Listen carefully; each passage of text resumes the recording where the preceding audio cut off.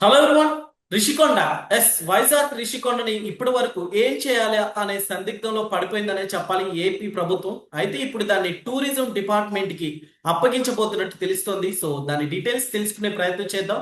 ప్రస్తుతం స్టూడియోలో journalist and political analyst DVS గారు ఉన్నారు. వెల్కమ్ చెప్తాం. హలో సార్, నమస్కారం. నమస్తే. సార్, చాలా రోజుల తర్వాత దీనికి ఒక పులి స్టాప్ పడిందా అంటే ఏమంటారు సార్? అంటే ఫుల్ స్టాప్ పడిందని మనం చెప్పలేం. దానిపైన డిస్కషన్ జరుగుతోంది.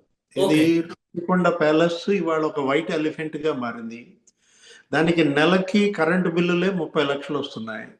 ఇప్పుడు ఎట్లా చూసుకున్నా కానీ ఇప్పుడు ఈ 18 నెలల్లో ఈ ప్రభుత్వం వచ్చిన తర్వాత ఆ రుషికొండ మేపడానికే నీకు దగ్గర దగ్గర 18-30 ఎంత ఉమ్. దగ్గర ఒక 5 కోట్లు ఏమో కరెంటు బిల్లులు కట్టారనమాట. Yes sir. అంటే ఇప్పుడు వైట్ ఎలిఫెంట్ అంటుంది అదే అనమాట. జగన్మోహన్ రెడ్డి దగ్గర దగ్గర ఒక 500 కోట్లు ఖర్చు పెట్టారు ఎస్ ఈ సార్, అవును. బిల్డింగ్. అతను నిన్న కూడా మాట్లాడుతూ ఏమంటాడు, పుతిన్ వస్తే ఇవ్వచ్చు కదా అంటాడు. ఉమ్. మొన్న జగన్మోహన్ రెడ్డి మాట్లాడుతూ ఋషికొండ అదొక పెద్ద మాన్యుమెంట్, అదొక చరిత్ర, తను కట్టినటువంటిది విశాఖకే మణిహారం అన్నాడు. ఉమ్. ఏది ఈ వైట్ ఎలిఫెంట్. Yes sir. అసలు దాన్ని ఏం చేయాలో అర్థం కావట్లేదు. దాన్ని హోటల్స్కి ఇవ్వాలా, దాన్ని మెంటల్ హాస్పిటల్గా చేయాలా, రకరకాల ప్రపోజల్స్ మరి చర్చలు జరుగుతున్నాయి. మంత్రివర్గ ఉపసంఘం వేశారు. నిన్న కూడా వాళ్ళు మీటింగ్ అయ్యారు. 26వ తారీఖున మరి ఆ భూములు పరిశీలించాలని, ఎస్ సార్. 28న మళ్ళీ ఒక నివేదిక తయారు చేసి 29 క్యాబినెట్ దగ్గర మరి చర్చ పెడదాం. క్యాబినెట్ ఏ నిర్ణయం తీసుకుంటే ఆ నిర్ణయం అమలు చేద్దాం. అంటే ఉమ్. ఇప్పటికిప్పుడు దాన్ని టూరిజం డిపార్ట్మెంట్ ఉపయోగించుకోవాలన్నా ఉపయోగించుకోలేని పరిస్థితి. అతను అన్నీ కూడా ఎలా కట్టాడు, తను నివాసం ఉండటానికి కట్టుకున్నాడు. ఎస్ సార్, అవును. జగన్మోహన్ రెడ్డి ఆయన ముఖ్యమంత్రిగా 30 ఏళ్ళు ఉంటే అక్కడ ముఖ్యమంత్రి నివాసం కింద నేను ఇక్కడే కాపురం పెడతానంటూ ఆయనకి, ఆయన భార్యకి, ఆయన కూతుళ్ళకి మరి ఒక 4 హాల్స్, 4 బెడ్రూములు, మసాజ్ సెంటర్లు మనం చూసాం కదా. పెద్ద ఎస్ సార్.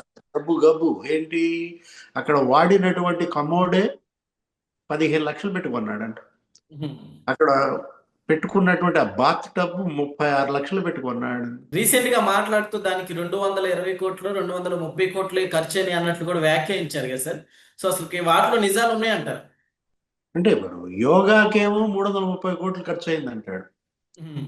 60 కోట్లు ఖర్చు పెట్టిన యోగా 5 రెట్లు ఎక్కువ చేసి చూపిస్తాడు.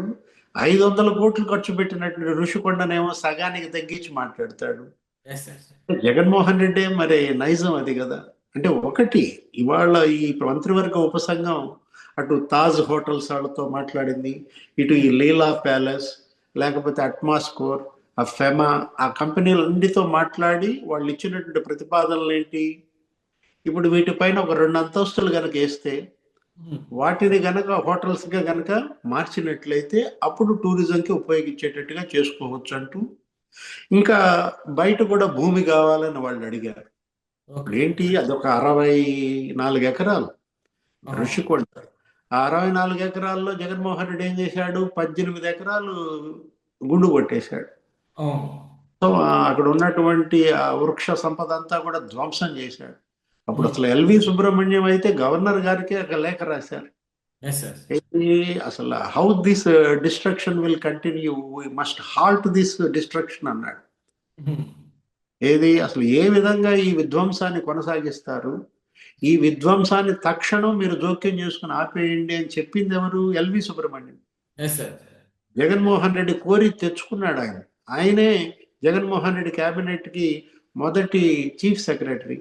ఉహుం. అలాంటి ఆయనే మరి అంత ధ్వజమెత్తాడంటే ఆయనే చెప్పాడు కదా, జగన్మోహన్ రెడ్డి యొక్క ముసుగు తొలగించిందే ఎల్వి సుబ్రహ్మణ్యం. ఓకే. ఏంటి, అసలు విశాఖ స్టీల్ ప్లాంట్ లో క్యాపిటల్ పెడదాం అన్నాడు. స్టీల్ ప్లాంట్ అక్కడి నుంచి ఖాళీ చేపిద్దాం, స్టీల్ ప్లాంట్ భూముల్లో క్యాపిటల్ పెడదామంటే నేను ఆశ్చర్యపోయాను. ఉహుం. ఎవరన్నా స్టీల్ ప్లాంట్ భూముల్లో రాజధాని పెడదామని ఆలోచన చేస్తారా? Yes sir. ఎవరన్నా ఋషికొండ పైన ఈ 500 కోట్లు ఖర్చు పెడితే వేస్ట్ చేస్తారా? యాక్చువల్గా అంతకుముందు హరిత రిసార్ట్స్ అని ఉండేది. అక్కడ ఓకే. సిఆర్జే ప్రకారం అక్కడ ఏ కన్స్ట్రక్షన్ చేయకూడదు. ఉమ్. 7 ఎకరాలు అంటే ఇంకా మిగిలిందంతా ఆ 2 ఎకరాలు ఉపయోగించుకోవచ్చు. ఆ రెండు ఎస్. ఎకరాలు వాళ్ళకేం సరిపోతాయి కాబట్టి ఇంకా ఆ 2 ఎకరాలకు అదనంగా ఇంకేమైనా భూమి కలిపి ఇవ్వచ్చా అనేది రేపు 26వ తారీఖు ఆ భూములు పరిశీలిస్తారు. ఈ పయ్యావుల కేశవ్, కందుల దుర్గేష్, ఈ మంత్రివర్గ ఉపసంఘం మరి రేపటి 26 పరిశీలన ఎంత మేరకు కొలికి వస్తుందో, రేపు 29 క్యాబినెట్ పైన అందరి దృష్టి ఏంటి, అది ఋషికొండ మరి ఏ నిర్ణయం తీసుకుంటారు. అది మ్యూజియంగా మారుస్తారా, ఎస్ ఆర్ట్ సార్. గ్యాలరీ చేస్తారా, లేదు హోటల్స్గా మారుస్తారా.